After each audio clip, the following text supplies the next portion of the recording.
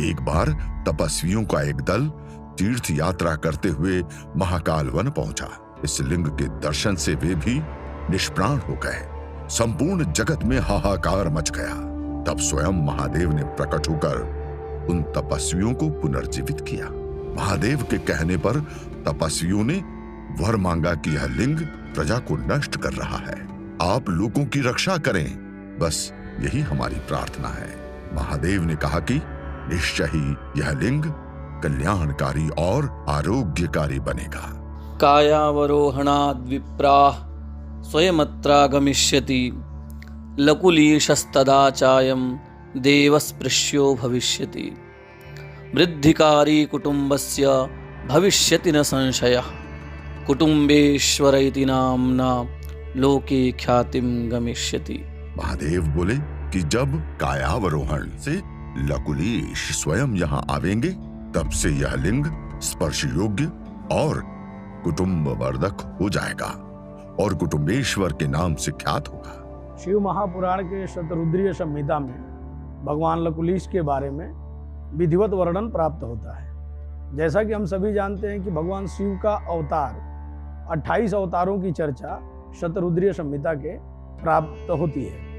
उनमें 28वां अवतार जो है वह लकुलीश अवतार है। लकुलीश भगवान का जो पवित्र प्राकट्य तीर्थ है वह आज वर्तमान समय के गुजरात राज्य के वडोदरा नगर से वहाँ पर कारवन नाम से, कायावरोहण नाम से वह तीर्थ बतलाया गया है। शिव महापुराण में, स्कंद पुराण में अनेक जगहों पर उनकी चर्चा प्राप्त होती है।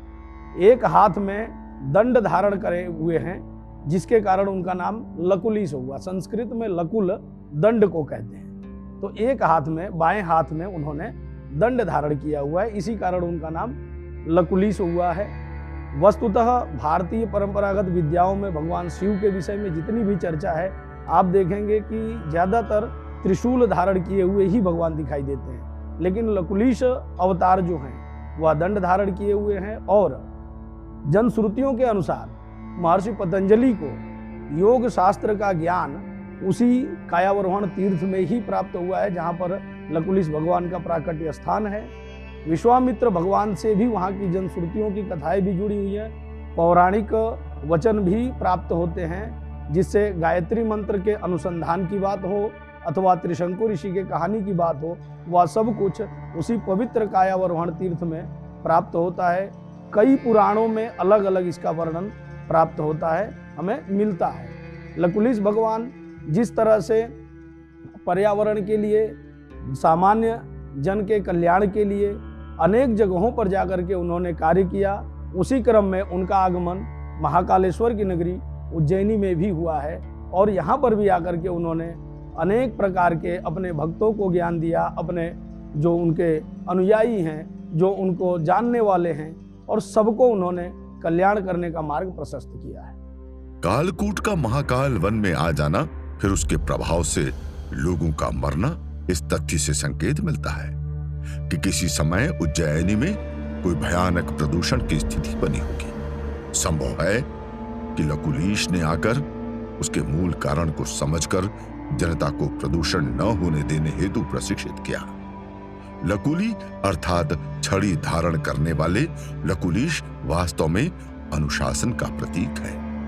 अनुशासन सामाजिक जीवन का एक महत्वपूर्ण अंग है। शिप्रा द्वारा कालकूट विष के संचरण, उज्जैनी में विषलिंग की स्थिति और लकुलीश द्वारा विष के शमन की कथा है। यह किसी ऐसी घटना को बता रही है जहां पहले शिप्रा में प्रदूषण हुआ, फिर प्रदूषण से फैले रोगों से लोग मरने लगे, बाद में लकुलीश की युक्ति से पर्यावरण को निर्दोष किए जाने से जन संरक्षण हुआ। लकुलीश पाशुपत संप्रदाय के एक बड़े आचार्य हैं। लिंग पुराण इन्हें 28वें महायुग का शिवावतार बताता है। संत प्रकृति के अधिक निकट रहने से उसके महत्व को समझते हैं। यह कथा भी प्रकृति के संरक्षण की कथा प्रतीत होती है। रविवार, सोमवार तथा अष्टमी एवं चतुर्दशी तिथि को कुटुंबेश्वर के दर्शन का विशेष महत्व है। अष्टमी, चतुर्दशी तो शिव की तिथियां हैं ही, साथ ही सूर्य और चंद्र का आरोग्य से विशेष संबंध है। दोनों ही औषधियों के कारक हैं। ज्योतिष के अनुसार सूर्य विष का कारक है, तो चंद्रमा का संबंध अमृत से जुड़ जाता है।